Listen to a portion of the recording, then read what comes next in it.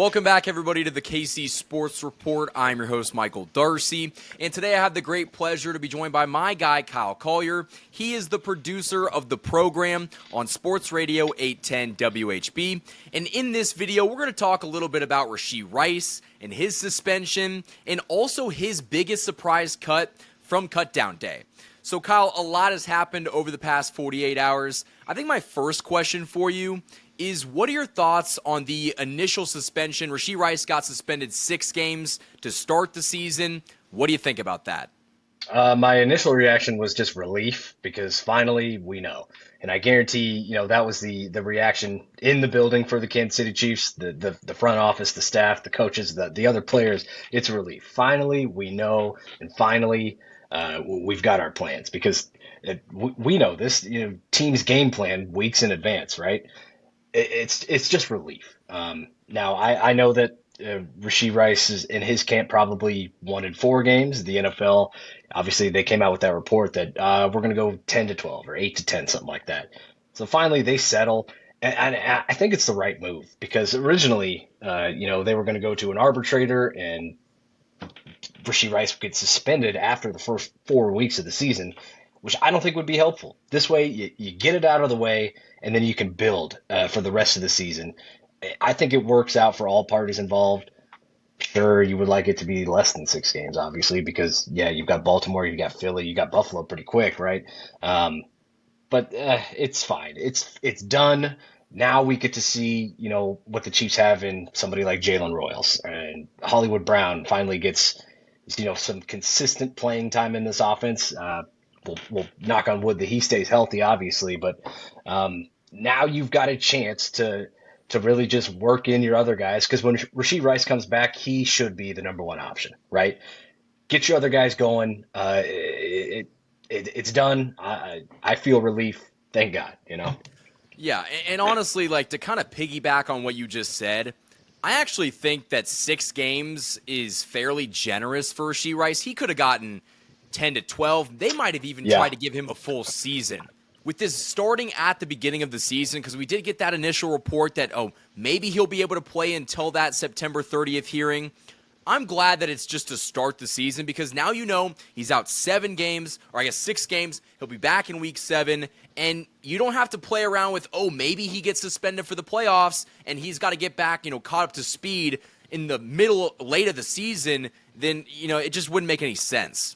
Yeah, and the Chiefs have a good enough team that they, even if they don't start hot, they can still survive, right? They can still survive with their number one wide receiver being out. We saw them do it last year. 15-1 in games that they were trying, and so it's done. And I was definitely worried that the NFL wanted to make an example out of him. Full season, 10, 12 games. And it would have been well deserved, I think, for the crime he's guilty of. I'm not sure about the criminal charge or anything like that yet, but what he did certainly, I think, warranted more than whatever Jordan Addison got, right? 3 games for Addison, 6 games for Rice. I think it makes sense, but to your point, you get it done, and then you build for the postseason with your number one option back. All things considered, finally it's done, because I feel like we've been trying to predict what Rasheed Rice's suspension was, for 2 years now. Finally, we know, right? We have been predicting what it's going to be for 2 years. It was at one point it was no suspension, then it was 2 games, then it was 4 games, then we heard 8 games, then we got to double-digit games, and now we settle at 6. So I think that, all things considered, it sucks to have him miss, the first month and a quarter of the season, but at the same time, that is way, a way better outcome than if he got suspended mid-season. But I do think that, the Chiefs are relieved to know this information now. Now, Kyle, my next question for you is, getting over to the roster cutdowns, the Chiefs had a lot of very interesting decisions. Kind of putting you on the spot, what was your biggest surprise at roster cutdown day? Well, for me, it was Mike Edwards, without a doubt. Mike Edwards, I thought, was a really good piece when he was with the defensive backfield a couple of years ago. He had to step in for, I believe was it Brian Cook? When Brian Cook got injured, Mike Edwards stepped in, or maybe it was Thornhill. I can't remember, but he played vital snaps. Yes, exactly. And he was a huge piece. he's older now. I know he's above, I think he's 32. That's a young defensive backfield. So it kind of shocked me that they let go of a steady veteran piece and a guy who, like you said, gave vital snaps to this team in the postseason. Um, Now I see that defensive backfield, and I do have a little bit of worry because right now the elder statesman of that room is pretty much Trent McDuffie. I know Christian Fulton is older, but this is his first year with the team. Um, I am a little bit worried about the safety room because Brian Cook, I don't think had a great year last year. Jaden Hicks, I'm very hopeful, but again, he's a young guy, and I think initially we might feel the loss of Justin Reed. It'll be a little bit more pronounced at the beginning of the season as these young guys start to work together. So, but yes, Mike Edwards definitely the biggest surprise to me. I do think the Chiefs are fortunate to get him back on the practice squad. Mike Edwards Yeah. is returning to the practice squad. I think the biggest surprise for me was Mike Pennell. I still can't believe the Chiefs cut presumably their starting nose tackle. They traded Mike Pennell for Derek Nottie. And if you look at their 2024 stats, doesn't really make sense why they would do that. It must have been something with his age or they saw something that they didn't like because Nottie wasn't on this team until 3 days ago. They let him walk in free agency, and then we're like, okay, we can't function without you. We're going to trade to get you back when there was no way the Jets were going to keep him on the roster. So it's just like, I don't really know what the plan is at defensive tackle. I mean, do you think that could be an issue in the beginning as well? Definitely, because I think now with this news, you're probably going to see a lot more Omar Norman Lott too, and Ashton Gelati's there. We know FAU is going to be out for the year. Like the defensive backfield, there's a lot of young pieces there. Besides, you've got Dana, he's a steady vet. Chris Jones, your star. George Karlaftis, another one of your stars. Charles Omenihu's back, he's a good vet. It is odd, and to your point, it's pretty clear. Derek Nottie was a free agent. He's a vet minimum type of guy, so they could have signed him, right? Clearly, they wanted to move on, and they wanted to just go with Mike Pennell. They must have not liked what they've seen from Mike Pennell. Maybe that's it. Maybe he just had a bad camp. He's 32 or 33 years old now, so Yeah. maybe the athleticism slowed down. It's just puzzling because you could have had Derek Nottie for nothing. Essentially, what the Jets gave him, which was the vet minimum. So essentially, all you've done is just traded Sky Moore away, but then traded basically that pick back for Derek Nottie. It's odd, but if they know that they were going to make a mistake by keeping Pennell and having walked on Nottie, I'm glad they rectified it and got it done before the season. But yeah, you're right. A little bit puzzling, but we'll see. This video is sponsored by my great friends over at DM Injury Law. Injured in an accident, you could be entitled to significant compensation, but time is of the essence. Rely on the experienced personal injury attorneys at DM Law, Kansas City and Missouri's top injury law firm. DM Law is a full-service personal injury practice supported by a large team of investigators, case managers, medical record specialists, and more. And best of all, you don't pay unless they win. DM Law operates on a contingency fee basis, so no fees unless they win your case. And they also provide free consultations. So if you've been injured, don't wait. You can contact DM Law today for a free consultation and learn how they can help you pursue the compensation you deserve. Let them handle the fight while you focus on healing. Hurt in a car wreck? Call Mike. Remember, Mike's got this. The choice of a lawyer is an important decision and should not be based solely upon advertisement. Thanks to DM Injury Law for sponsoring this video.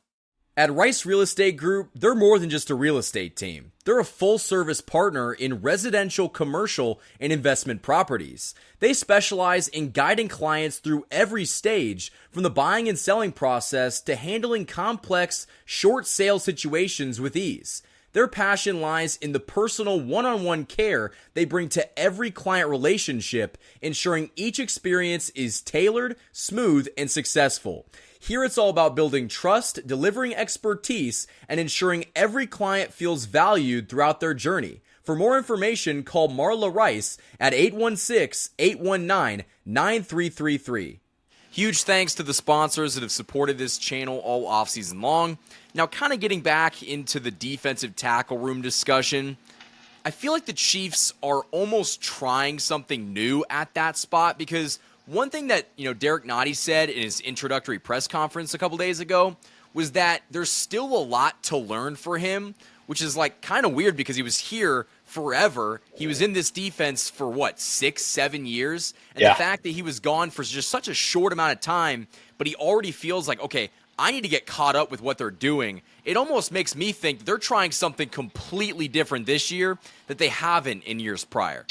Yeah, and what it signals is there might be a lot more playing time for the young guns. And I've already brought up the vets. Your Mike Danas, your Charles Omenihu, but possibly you're going to see more of the young guys rotate in more often. I think the last couple years, FAU first round draft pick, but we rarely saw him.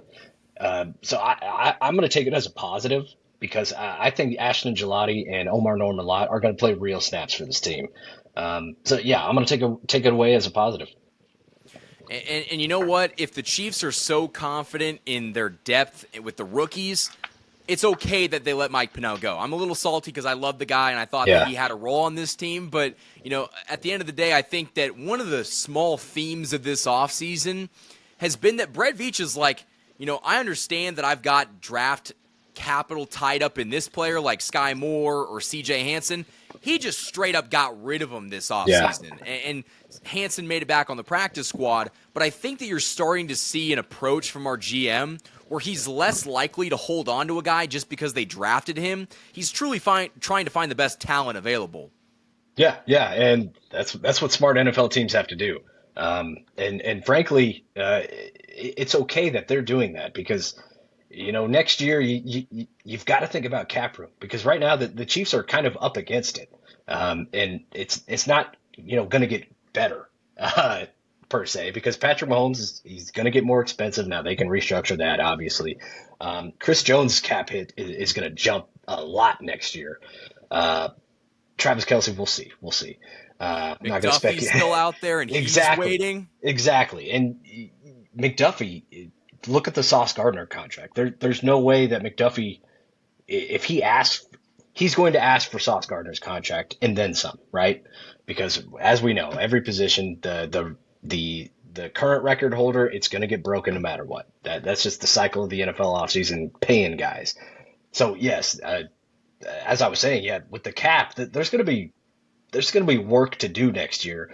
We're going to see if Brett Veach, ponies up the dollars to go sign a cornerback. He's never done it before. But yeah, to your point, you're right. If there are guys on your team, even if they are your draft picks, but if they're going to get more expensive and they don't really provide the value that you think they should provide, that's fine. Cut your losses, get back to work, and go find somebody who will be valuable for your roster, at a reduced price.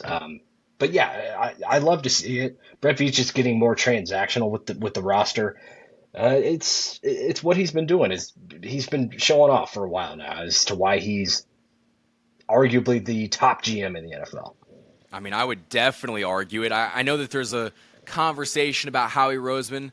I mean, I understand that John Dorsey drafted Mahomes and he drafted Kelce and he drafted Chris Jones, but Brett Veach had a huge hand in getting Patrick Mahomes, but Dorsey drafted the best of the best on this team, but Veach doesn't get enough credit for how he's built this team and had them sustained as a dynasty. Like, that is so difficult to do and to find talent year in, year out. I mean, we've been to 5 of the last 6 Super Bowls. Clearly, we're doing something right.